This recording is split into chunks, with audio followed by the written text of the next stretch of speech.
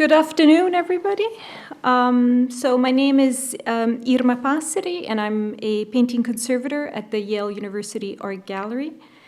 It's a great pleasure for me to introduce our speaker today, Petria Noble, Head of Paintings Conservation at the Rijksmuseum. Petria, originally from Australia, undertook postgraduate training at the Institute of Fine Arts, New York University, following an internship at the Metropolitan Museum of Art. She was appointed conservator of paintings at the Morris House Museum in The Hague in 1996. She took up her current position as head of paintings conservation at the Rijksmuseum in 2014, where she initiated the department's expansion, emphasizing scientific analysis and the treatment history of paintings. Over the past 25 years, Petria's treated numerous paintings by Rembrandt van Rijn in the collection of the Morris House and the Rijksmuseum, including his iconic The Anatomy Lesson of Dr. Nicholas Tulp. Since 2019, her research focus has been on Rembrandt's iconic painting, The Night Watch. In addition, she has published numerous articles on Rembrandt's materials and painting technique, and how these aspects contribute to a deeper understanding of works of art. Petria's work and research has been instrumental in the field of art conservation and art history. Petria's keynote lecture today is part of the 2022 Summer Teacher Institute in Technical Art History, known to all of us as STITA, an intense week-long professional development program for 15 university instructors in the history of art, studio art, and the sciences. The Samuel Kress Foundation has generally sponsored the workshop, co-organized by the Yale University Art Gallery, the Yale Center for British Art, and the Yale IPCH, the Institute for the Preservation of Cultural Heritage. Following the lecture, Jessica David, Senior Painting Conservator at the Yale Center for British Art, and I will be moderating the questions. So please join me in welcoming Petria Noble to the podium.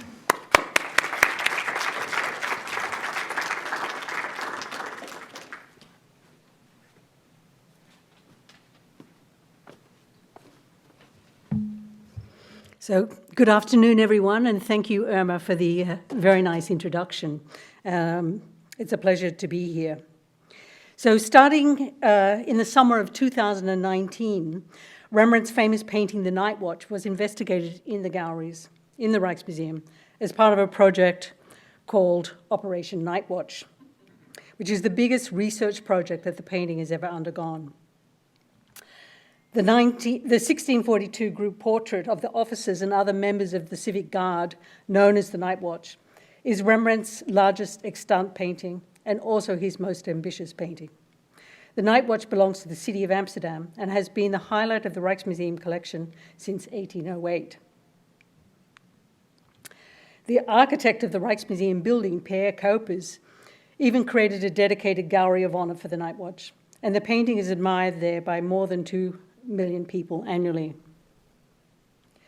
The painting was commissioned to decorate the Cloveniersdoelen of this civic guard, the Great Hall on the ground floor, along with 6 other large format paintings painted between 1639 and 1645.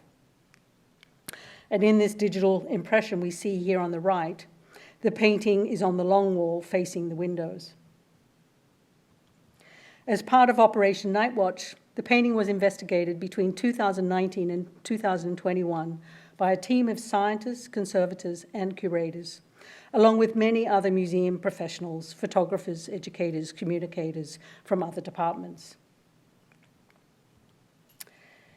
Using the latest and the most advanced techniques, ranging from digital imaging and scientific technical research to computer science and artificial intelligence. This included high-resolution visible light photography at 5 and 20 micron resolution. I've lost my image on the screen here at the podium.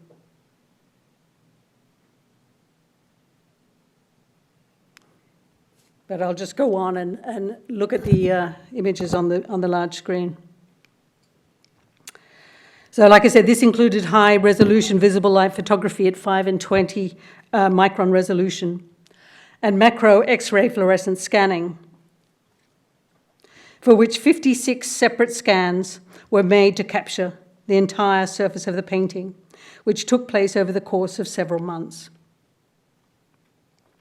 Using a multi-scale and multimodal approach, some 25 different research techniques were applied, and more than 52 terabytes of data were collected on the painting. The sheer size of the painting presented enormous logistical challenges, even just covering the glass chamber for the UV light photography. Data stitching and registration of all the different images also presented enormous challenges. The so-called curtain viewer, developed by Robert Erdmann, who was senior scientist at the Rijksmuseum, made it possible to make side-by-side comparisons of the different elemental maps, such as we see here, along with exactly the same visible light detail, or the X-ray, for instance. The research phase was crucial in gathering information about the materials and the painting technique, the painting's treatment history, and its true condition in order to provide a sound basis for a responsible decision about its conservation treatment, whether and how to treat the painting, and what is the best way to ensure the painting's long-term preservation.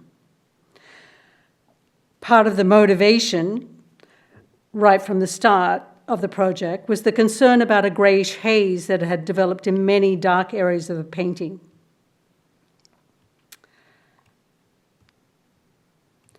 As well as the sagging and large-scale deformation in the upper, particularly in the upper left corner. Some of the questions posed by the research team included, was the painting meant to be so dark? How did Rembrandt create his impasto effects? Which pigments were used for the dark shadow areas? How did Rembrandt develop such a large and ambitious composition? The painting's treatment history is extensive and includes some 31 documented treatments, including numerous varnish regenerations and 3 major restorations, and at least 4 linings, all of which have left their mark to some degree on the painting. The last lining, which is the 3rd wax resin lining, was carried out in 1975. After the painting was brutally attacked with a knife, in which 13 vertical slashes that penetrated both the original canvas and the lining canvas occurred. The research phase, which was carried out over this period of 2.5 years, resulted in 2 documents. The condition research report, which provided detailed information about the materials and the components that make up the painting, along with their condition, and a treatment decision document that I'll go into in more detail later. Researchers and conservators worked in teams to study the images and to interpret the data, and some of the highlights I will share with you today. The canvas support consists of 3 horizontal strips of medium weight plain weave canvas. The center strip measures 139 centimeters in width, a standard 2L strip width. The painting was cut down in size when it moved to the Amsterdam town hall around 1715. Exactly how much was cut off each side is one of the aspects we're still working on. The 3 pieces of linen were joined using an overcast stitch, which we see here clearly in the detail of the X-ray on the right. During an earlier lining, the turnover edges of the seam were cut off, causing splits and damages in the seams of the original canvas that we also see here in this high-resolution scan of the X-ray. And next to the 13 cuts in the canvas incurred in 1975, there are also 11 canvas inserts, 9 large tears, and numerous other small damages. The X-ray also shows damages such as tattered edges, especially along the upper edge of the canvas.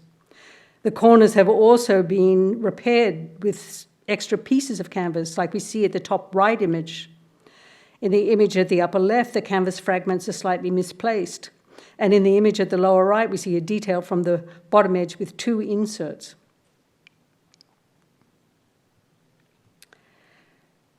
One of the most interesting findings related to the canvas is the presence of an oil impregnation.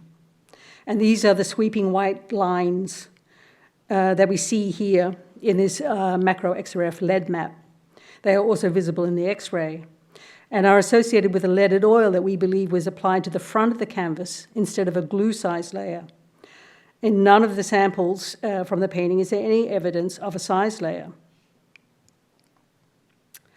And that this layer was applied to the front of the canvas accounts for why we see the vertical strainer bar marks in the upper part of the lead distribution map. The preparation layer on the painting is a so-called quartz ground that is essentially composed of quartz, clay minerals, and earth pigments and chalk. And Rembrandt used this type of ground for the first time in the Night Watch. Was it for economical reasons or because it offered more flexibility for such a large painting? Or was he looking for a way to create more compositional unity by using a relatively dark ground? Rembrandt continues to use the quartz ground as well as other relatively dark grounds for the rest of his career. The layer, which is brown in color, is relatively thick, up to 300 microns. Titanium from a component clay mineral present in the ground proved to be a very good marker for imaging the exposed areas of ground in the painting. Like we see here in this detail, where Rembrandt left some of the ground exposed between the 2 figures. And this is the detail, the titanium scan is on the right. And also in this detail of the hand of Sergeant Kemp, where the exposed ground was used for the shadows of the fingers. That we were able to image the ground so successfully, both with macro XRF and with shortwave infrared, helped us to really understand what was going on in more complex areas, such as in the dog, which is the image on the left, and the dog is on the right on the painting. And also in the foreground of the painting, where this large brown area is where the ground is exposed, and in this case as a result of abrasion of the paint.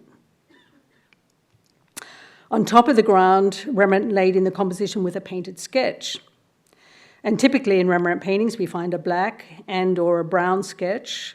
And this is like what we see here in the false color shortwave infrared image on the right of the boot of the musketeer, to the right of Lieutenant van Ruytenburch. And also in this shortwave infrared image of the militiaman. The appearance of the dog was actually very puzzling from the start, and its brown color with the light contours seems such an odd combination. The macro XRF mapping, which revealed a very strong signal for calcium, combined with in-depth scientific analysis of paint samples, we're able to come to the conclusion that the odd appearance of the dog is actually due to this chalk-rich, light-colored sketch that Rembrandt used to very summarily lay in the dog in combination with abrasion of the overlying paint, where more of the sketch and the brown ground became exposed. The calcium distribution map of the entire painting that we see here is, of course, not all associated with chalk. The element calcium is also associated with other pigments, including bone black and lake pigments. It's actually only in the upper part of the painting where there is essentially only a single layer of iron-rich background paint that we know for certain we were looking at the chalk-rich sketch. And actually, in comparing the visible light image with the calcium map, we were also able to see that Rembrandt made a number of changes to the composition. Initially, there were more spears in the background that Rembrandt later painted out, as well as an extra sword, for instance, between the figures of Banninck and van Ruytenburch. So in terms of the materiality, the combination of the brown ground and the light-coloured painted sketch is probably one of the most significant innovations Rembrandt made. And as far as we know, a light-coloured sketch has never been found before in Rembrandt paintings. In terms of the palette, there are about 20 pigments that Rembrandt used for painting the Night Watch. An exciting find was a new form of an arsenic-containing pigment in the embroidery of Van Ruytenburch's yellow jacket. His costume is the most thickly built-up area in the painting and one of the best preserved. And here we see a cross-section taken from this arsenic-rich area, showing the pararialga.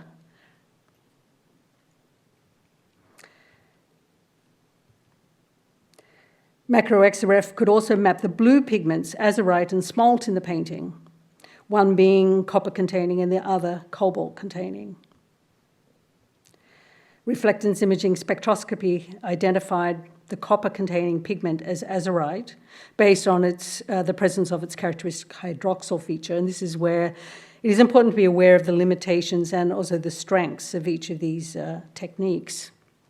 And in this beautiful detail of the tassel on the partisan of Van Ruytenburch, where the azurite was used and also the smalt.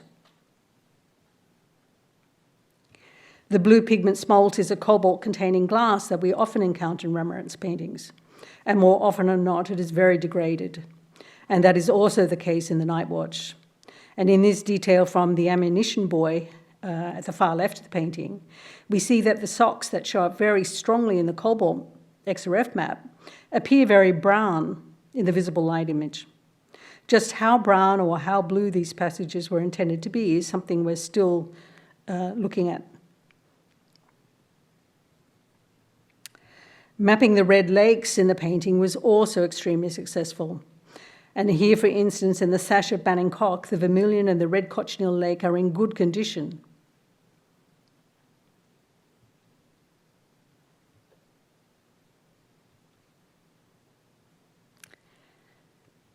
But elsewhere, for instance, in the socks of Banninck, the red lake has faded and the paint appears brown and degraded. We know from research we've carried out on many Rembrandt paintings that brown areas are often composed of complex mixtures containing lakes and smalt, which have lost colour over time. And in this and many other areas, the various scans show evidence for the presence of red lake. The macro XRF maps of calcium and potassium, and the visible near-infrared maps of red cochineal and red cochineal mixed with vermilion. A paint cross-section shown here on the right, taken from a mid-tone area of the sock, shows the partly faded red lake particles. In fact, several types of red lake have now been identified in the Night Watch, including madder, kermes, and Brazilwood lake, the latter being much more vulnerable to fading and degradation. This is not the case for much of the brown background of the Night Watch, which is essentially composed of brown earth pigments. And here we see in a detail of the thinly painted brown background, and a paint cross-section taken from this area shows the build-up of the paint that is essentially composed of Kassel earth with small additions of bone black chalk and iron-containing earth. The architectural details in the background, however, do contain a lot of smalt, which we can image here in the cobalt map. A paint sample from this area shows that in addition to smalt, there is yellow earth, red earth, and bone and ivory black. An EDX analysis of a smalt particle also shows that the smalt is discoloured. The macro XRF also revealed many extra small alterations that Rembrandt made to the painting, so-called pentimenti. Most pentimenti had already been discovered by the Rembrandt Research Project when the X-ray was made of the Night Watch in the 1970s. The feathers, for instance, on the helmet of this militiaman, which Rembrandt later decided to paint out. and that they were quite colourful is evidenced by these macro XRF maps for iron, copper and mercury associated with yellow earth, azurite and vermilion. The scans also provide a lot of information about the extent and the nature of the retouching carried out in the past. And here we see the elemental map for manganese associated with the pigment umber that was used in the fillings and the retouching of the damages done in 1976. Fortunately, umber is not a pigment we encounter in Rembrandt's paint layers. This is a detail of the scan. And here a visible light detail of what the 1976 retouching of one of the restored slashes in the area above the dog looks like today.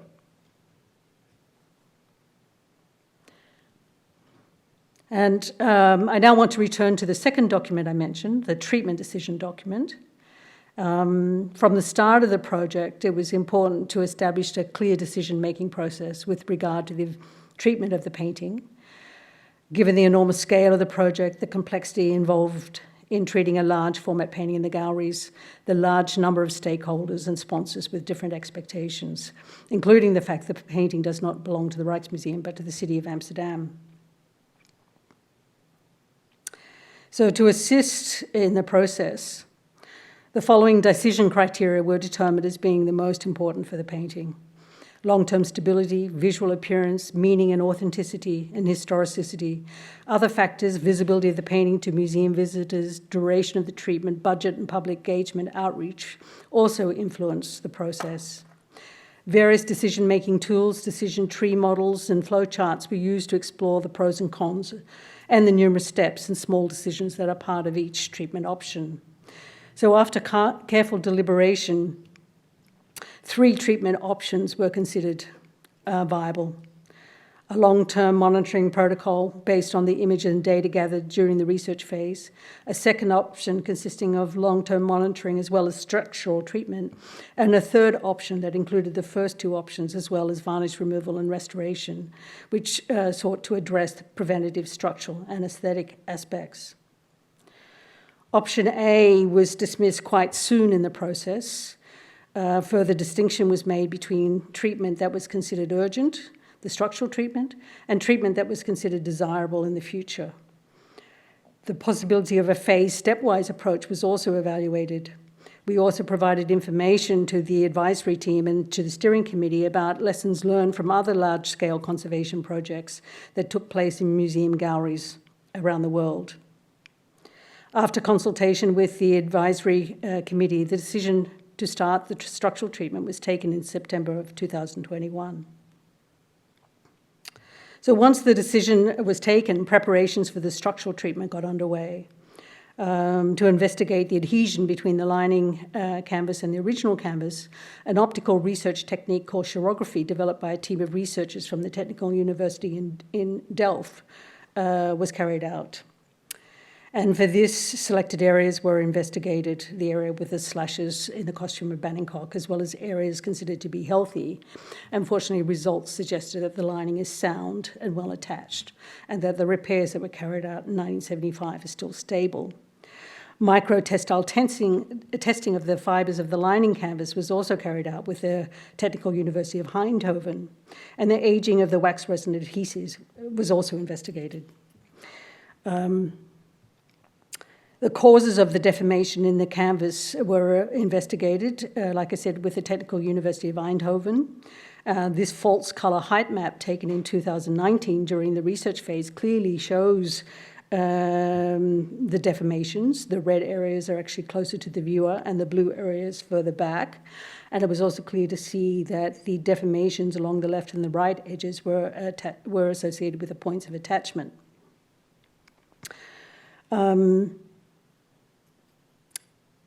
In considering the various options for the structural treatment, lining the painting anew, a very invasive and not risk-free, was quickly rejected. Also on the basis that the 1975 lining and wax resin adhesive was in good flexible condition.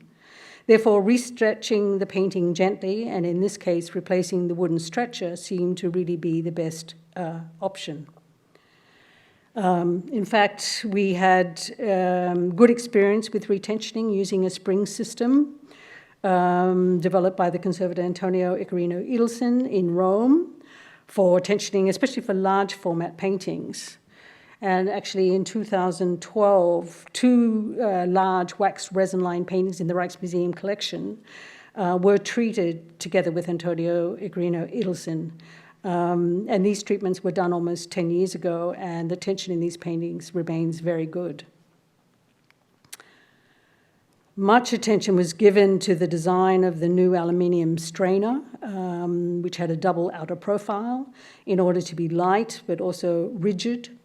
FEM modelling was carried out to determine the dimensions of these profiles and to ensure the strainer was strong enough to bear the weight of the painting.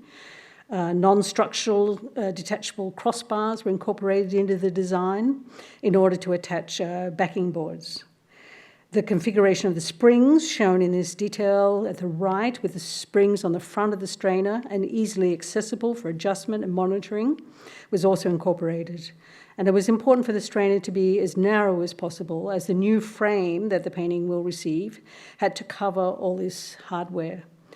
So after more than 2 years of research, the structural treatment was actually carried out in just 2 months, from the 18th of January until the 17th of March. The positive impact on the visual appearance of the painting was significant, much better than expected. The painting was treated face down on a custom design work table inside the glass house.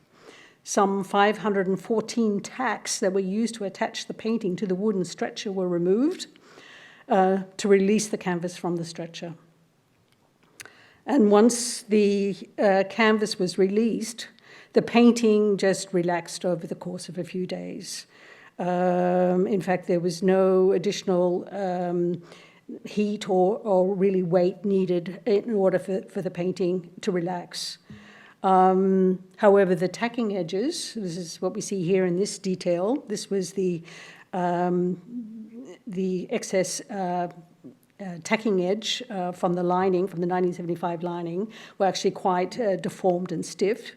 And in fact, it required several weeks were needed to reduce the wax resin and to flatten the tacking edges in order to make a seam that would, in which we could insert the stainless steel rod for the spring system.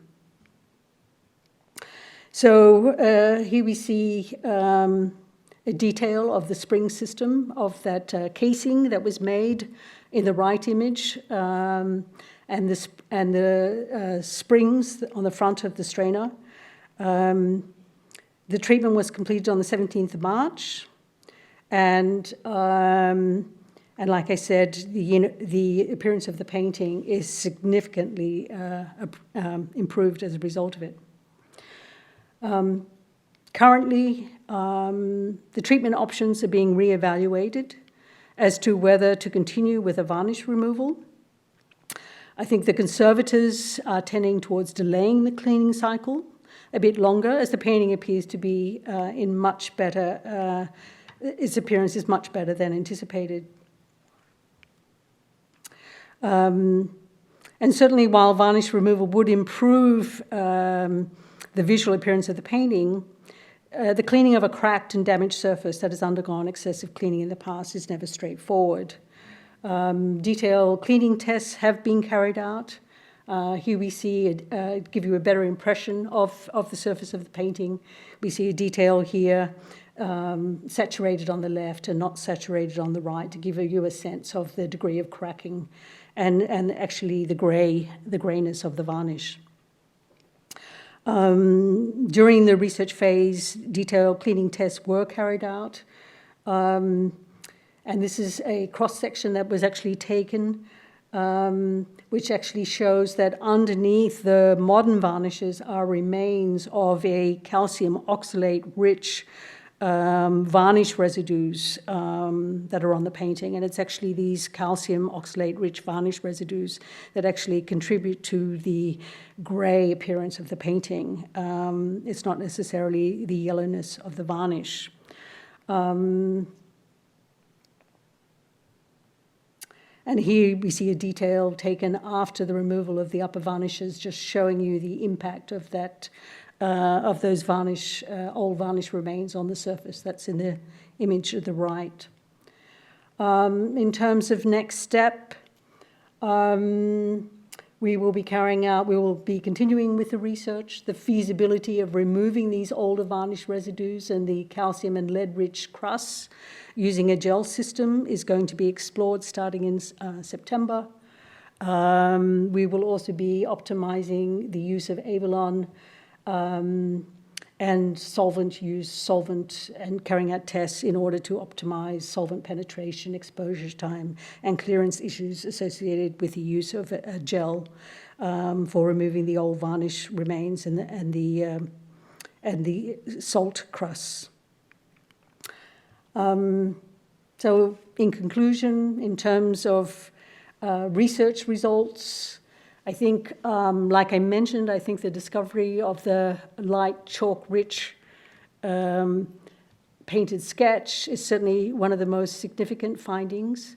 Also the fact that the painting had a richer and more diverse palette, the additional pentimenti, that the brown areas originally had more color, the significant abrasion where underlying sketch areas are exposed in many areas of the painting, that the discolored smalt has led to significant darkening, and also what I just talked about, these fragmentary older varnish remains and oxalate-rich crust formation below the modern varnishes, which has led to this loss of contrast and greyish appearance of the painting. And just to sum up, of course, you know, this in-depth research also leads to and has the ability to lead to posing new questions. And I think certainly, you know, to what extent has these past treatments, interventions, along with the pigment degradation, changed the original intended appearance of this carefully constructed and optical effects that Rembrandt intended for the night watch? Needs to be asked. So there are, of course, many people to thank. Here is the entire research team that also includes our advisory committee, our interns, our photographers, and also our research partners with which we do a collaboration. And of course, our sponsors who have been very generous in supporting the research and the treatment of the painting. And with that, I would like to conclude and thank you for your attention.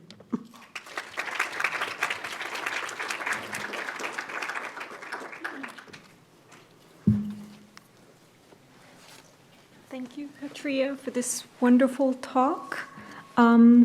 We should take a few questions, so I'm going to invite Jessica to come to the podium, and you should all sit. Get some questions.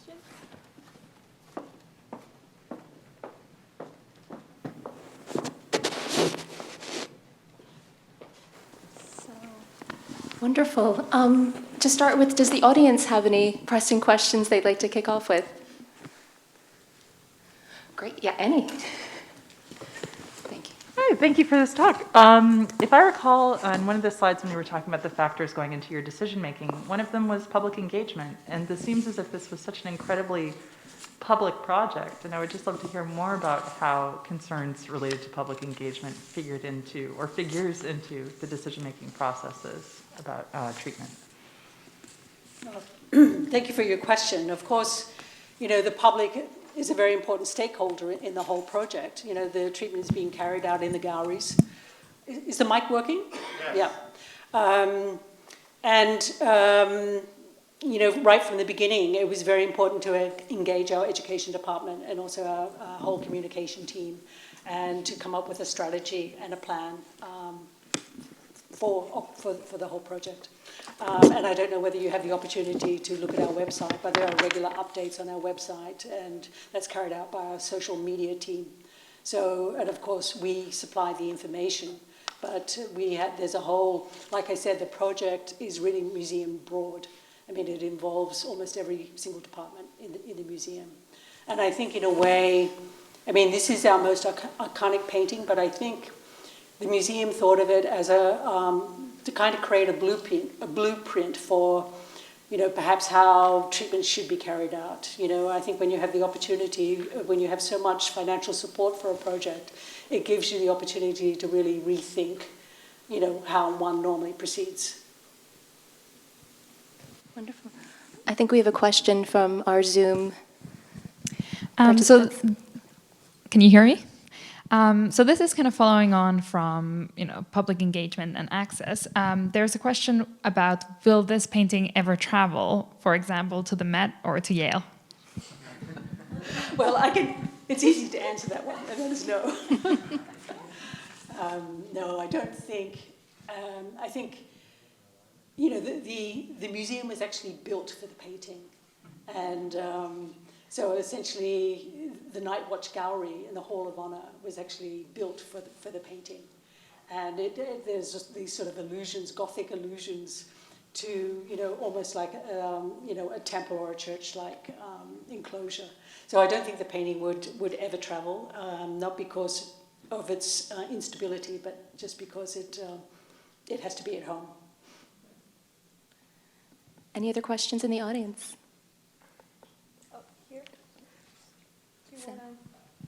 Oh, if you can come down to the microphone, that would be great.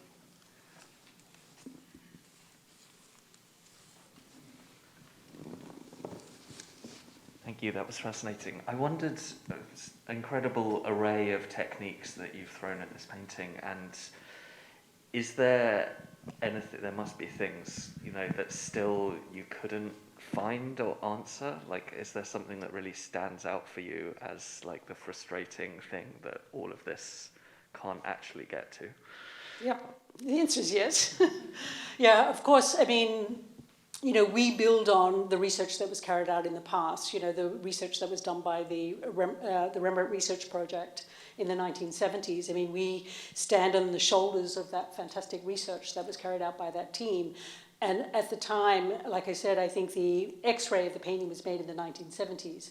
And we're very fortunate today that we have this huge range of new technology, imaging technology, and really sort of in-depth scientific techniques, including synchrotron-based analysis that we can do on paint samples. But for instance, one of the burning issues in the painting is these calcium oxalate rich varnish residues below the modern varnishes. Now, we've done high-resolution UV photography, but you cannot image these residues even in a high-resolution UV photograph. You have to actually remove the modern varnishes and then take a new UV photograph in order to be able to capture, to image these underlying old varnish remains. So this has a huge impact on, you know, the treatment going forward, because how does one make a time estimate for how long it would actually take to remove those residues if you don't even know it's over the entire surface? Or is it only in the dark areas of the painting? Or is it just localized in a few areas? So this is something we still don't know, despite 2.5 years of research. And this is actually one of the reasons why it has been decided to go forward with some more research, so that we're actually going to focus on these crusts. And I mean, as you know, these crusts have come up in the last probably 10 years and they're incredibly problematic because you can't remove them with organic solvents, and often the time they're really intimately attached to the paint. So you really have to investigate them before you proceed with the treatment. So that is the thing that is very current for me, that frustration. Oh yes, our Please. Zoom audience. Well, there's a question about samples, and if you could explain a little bit more about how you take the samples that you showed today and whether that causes any damage to the painting. Yeah, sure. I think certainly, the development of all the non-invasive imaging techniques in the last 10 years has been a great step forward, because it means that you can just take what we call selected paint samples. So we really only go to sampling when we feel we can't answer the question, using the imaging techniques. And how we actually do that is actually quite straightforward with a scalpel, very much like a surgeon does. Using a stereo microscope. So when we were taking samples from the painting, we actually had the stereo microscope up on the hydraulic lift platform. You saw it in a couple of the images there. That was a whole challenge in itself because, if you're doing that with a team of 3 or 4 people, how do you record your observation, where everyone could access it? How do you record the coordinates on such a big painting? You don't get out with your tape measure and measure, the XY. We actually had to develop a digital grid coordinate system so that when we took a sample, we could zoom in and every little, I think we did it on a half centimeter grid system so that we could then just digitally look up what the coordinate of the location was. So, these are sort of things you don't even really think about when you're working on such a large format painting. So it was also in itself a huge challenge. But taking the sample itself requires, of course, experience. You have to have a sense of how hard to push when you take a sample, but again, you're using a microscope, you have experience, you generally go for an area of damage. You don't sample an area that's intact. You usually tend to insert the scalpel into a crack, into an existing crack on an edge of an existing loss. In the case of the Night Watch, because the varnish, the 1976 varnish on the painting was actually quite a tough layer, you had to actually sort of pre-score, you had to actually score that varnish in order to help your scalpel penetrate. Because when you take a sample, you really want to capture the information you're looking for.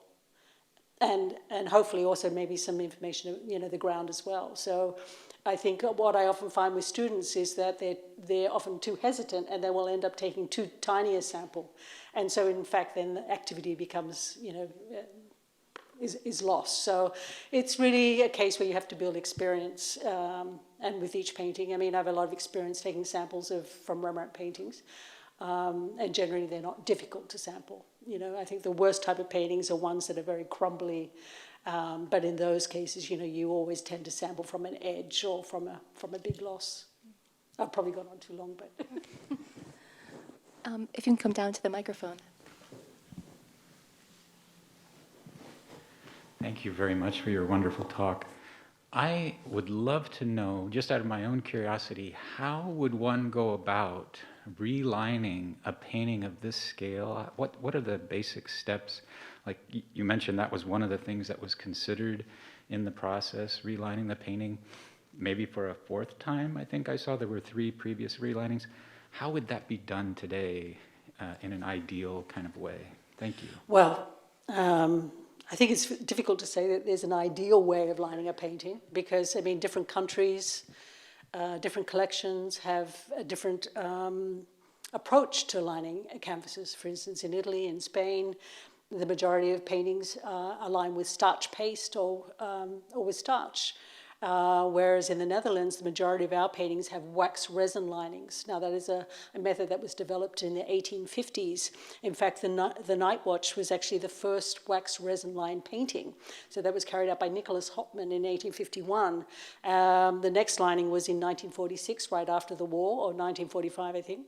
And then the last one, like I said, was 1975. And we know that there was also a previous lining carried out probably in the 18th century. So how would one do that today? That really depends on the type of lining that is on the painting. It also depends on the size of the painting. I think at the moment there is this initiative being from the Getty Museum. It's called Conserving Canvas. And it's really looking at this particular question, because so often in museums when one has to line a painting, conservators tend to rely on their own experience or their own tradition rather than a critical evaluation of the methods available. So I think this is where there's still a lot to learn about, what is the ideal adhesive in this particular case, or and this is one of the something that we also, in the case of the Night Watch, really tried to investigate to come to a better understanding of the lining, because we wanted to make a prognosis that the lining would continue to support the painting for the next 100 years or even more. So that was, for me, the question I posed to Technical University of Eindhoven. You know, if we're going to do this retensioning using a spring system, keeping the wax resin lining, it's important to know that that will still support the painting. And I showed you from the images of the original canvas that the original canvas is actually quite degraded. You know, there's a number of tears and cuts, and actually because of that oil impregnation, when you actually look at small exposed losses in the paint, you actually see that the original linen is actually quite degraded, very black, in fact. So this is actually ongoing research. So, in fact, although we've been doing 2.5 years of research, I imagine this will continue for another couple of years to really come to a much better in-depth understanding of these kind of questions. So it's not a simple answer. There's a lot of information that you can find out there about linings. But I think it is something, in America there is also different traditions, you know, a lot of the tendency to use more synthetic linings. So, like, I think the simple answer is that, you know, different countries, different institutions have different traditions. But it's still being carried out, though not to any extent that it was in the past. I think certainly in the beginning of the 20th century, linings were almost done as a kind of preventative measure, and that is certainly no longer the case. I mean, any kind of invasive conservation treatment is really carefully evaluated these days. You know, it's not something one would undertake quickly. We have another question via Zoom. Yep. So this sort of relates to this kind of questions about the treatment. Given the experience with this work and others, when do you think the Night Watch would require its next in-depth conservation? So in-depth conservation, I mean, we're proceeding with a varnish removal. I mean, in terms of the lining, I think there's no indication that that is necessary. I mean, like I mentioned, we evaluated the adhesion of the lining and the original canvas, and that seemed to be perfectly healthy. I think we're doing microtensile testing of the fibers of the lining canvas, and we also found samples of that lining canvas that were kept in the dark when the lining canvas was purchased in 1975, and the tensile testing of those fibers compared to the ones on the painting are very comparable. So, I mean, everything is pointing towards that the lining canvas should be able to hold up very well. We will be evaluating extra additional support for the painting. It is something, of course, you know, in museums these days with air conditioning and with museum visitors, vibration of the canvases is an important issue. Even, you know, this is something that typically occurs also when you transport paintings. But these days, you know, there's also a lot of turbulence in the galleries. So what we're considering is actually putting an additional support as part of the backing board onto the painting. And this could be in the form of an acoustic fiber fill or of some kind of an insert. We're actually carrying out some vibration measurements in the fall of this year, where we can actually get a much better sense of what would be the optimal way, what type of backing board, in terms of its rigidity, in terms of, you know, the space between the backing board and the back of the painting. So it's, you know, I think in answer to the question, I mean, I think the cleaning could easily wait several decades. I think in terms of a lining, that's hard to actually know whether that's 100 years or longer. It's hard to put a number on that kind of thing. I think as we continue with doing more and more in-depth science, those questions will eventually be more easily to answer. Petria, was there, when you were thinking about a varnish removal, if it's 30 years away, then maybe you can't answer this, but was there a thought that it might take place in the glass house? Absolutely. Okay. I think, no, I think it probably, I think, I don't know if I can say this, but I think our director, when, we started Operation Night Watch in 2019, I think that was the expectation that, we would be doing a varnish removal. We would be restoring the painting. But at the same time, we were given the opportunity with, to really do in-depth, good research of the painting. And he said to me, well, whatever comes out in the end, it'll all be okay. So at least, but even though he said that, I think there was certainly this expectation that we would end up cleaning the painting. And I showed you one of the details of this restored slashes, above the dog, where when you get up really close to the painting, I mean, the retouching that was done in 1975 is really quite coarse. And it is darkened. It was done with oil paint, drained oils. That was sort of a typical method in the time. Fortunately, because of the size of the painting and the viewing distance, the retouches aren't that visible. So, and I think, as I showed you, and also in some of these details, there's a lot of abrasion in the painting. In the background, there's hundreds and hundreds of tiny, tiny losses. And of course, as a conservator, you're sort of itching to get up there and retouch that, or to clean the painting. But I think, this is where, as a profession, we really are sort of developing, holding back, being more restrained. And I think that's an important development within the field. I'm curious about the data. Yeah. How will you be able to make that data available, say in 10 years, 15 years, when technology is going to change? So much of this sometimes get lost. Yeah, no, of course, I mentioned we have a huge amount of data that has been generated out of this project. This is something, we have a department called Research Services. It's actually their responsibility. But of course, all the data is backed up, on the museum server. It has also been a huge challenge during the project. How do we share the data? How do we view the data? How do we work on the data together as a team? Because, we have probably about 20...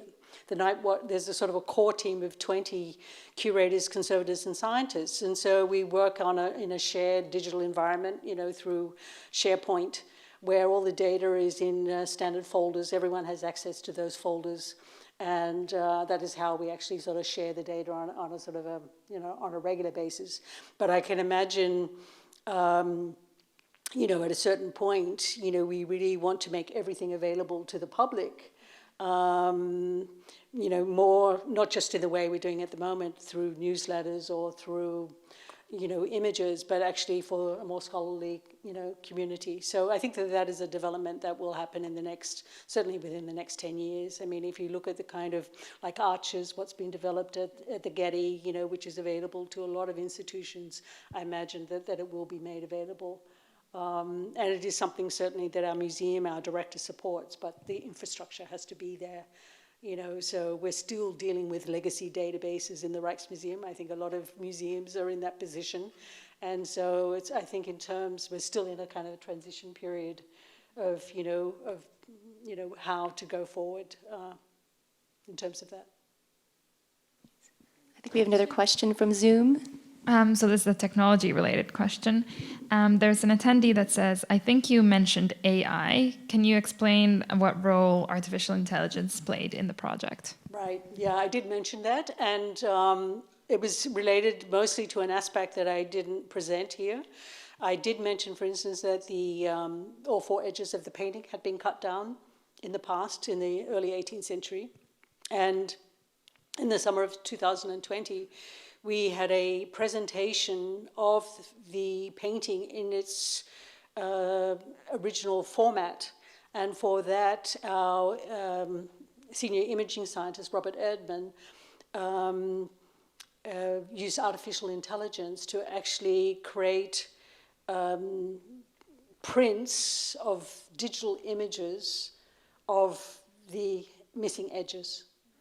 And so, I mean, I think if you're interested in this, on our website, there is one of the stories is actually related to that, and you can actually listen to an interview of him explaining exactly how that was done.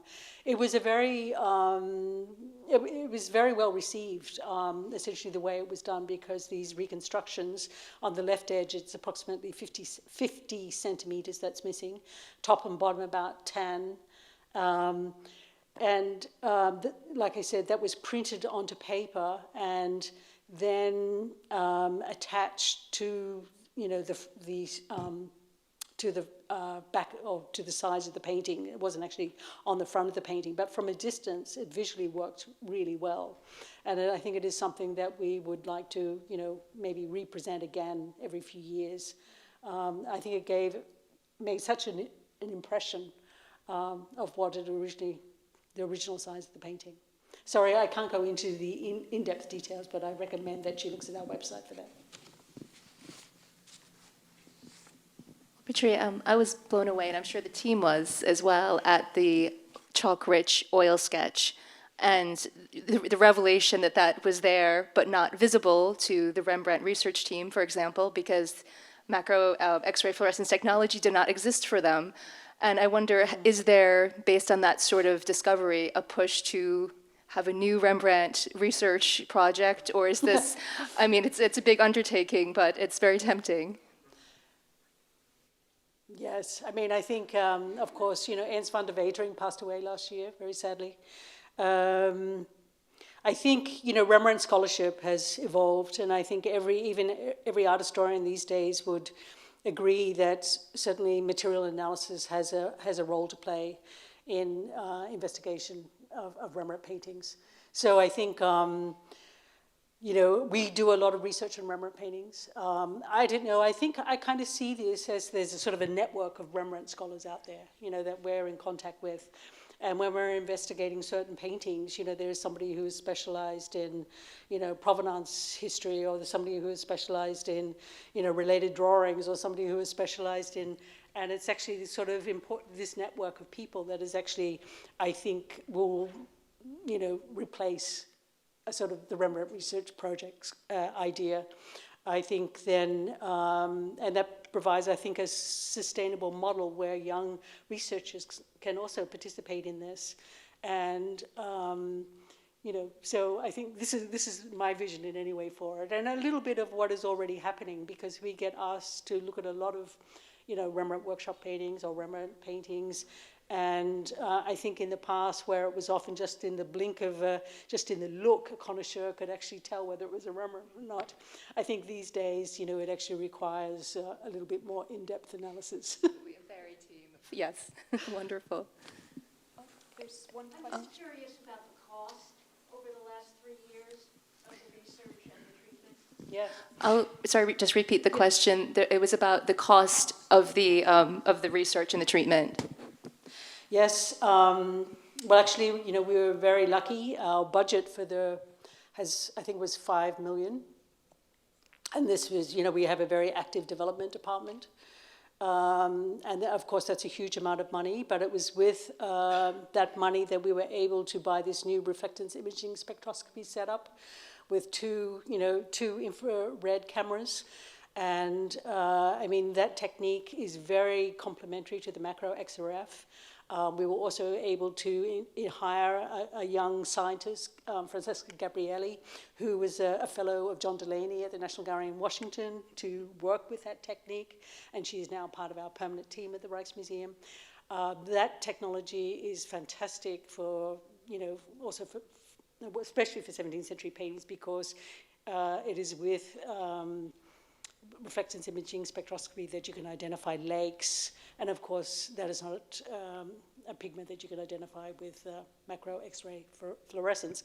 So also just in terms of the kind of equipment we needed in the galleries, you know, this glass chamber, the hydraulic lift system, the imaging bridge, there was a lot of equipment that went into that. But I think in a way you can, I know it's a huge amount of money compared to museums that, you know, don't have access to that kind of fund, but if you can use the project to advance the field, the care of your collection, I think then, you know, it's acceptable. Is there any other project that will have this level of attention?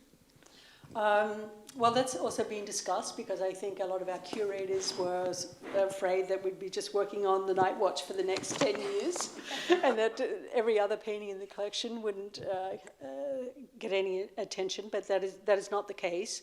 But we have decided that paintings that we consider to be part of our core collection, you know, our Vermeers, our Rembrandts, the paintings in our Gallery of Honor, are paintings that we would like to do this sort of in-depth research. And of course, having the team in place that now has experience in interpreting these images makes it go all so much faster. So of course, you know, in the beginning of the project, we had to engage our curators also, you know, and now it's, you know, this model of how we've worked on the Night Watch is now being used for other research projects, for catalogue projects, our Vermeer research project. So it's been very successful on lots of different levels.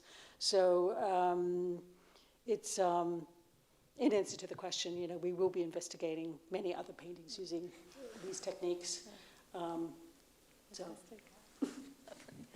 And there's a question. Thank you for being here in person and not just remotely. Appreciate that.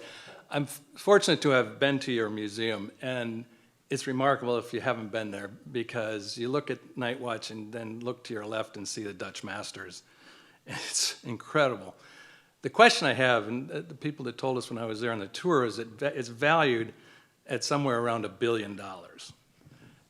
But what was really interesting to me, and if you could share with the audience, the fire protection process or procedure that's in place to protect it in case a fire should happen at the museum. I thought that was fascinating. Okay. But thank you for being here. Okay. Yeah. Well, fortunately, we haven't had to use the fire protection. It's actually a kind of a blanket, a fire blanket that actually can drop out of the ceiling, you know, should a fire be imminent. So, unfortunately, you know, there isn't any need to, or has been a need to actually test it, but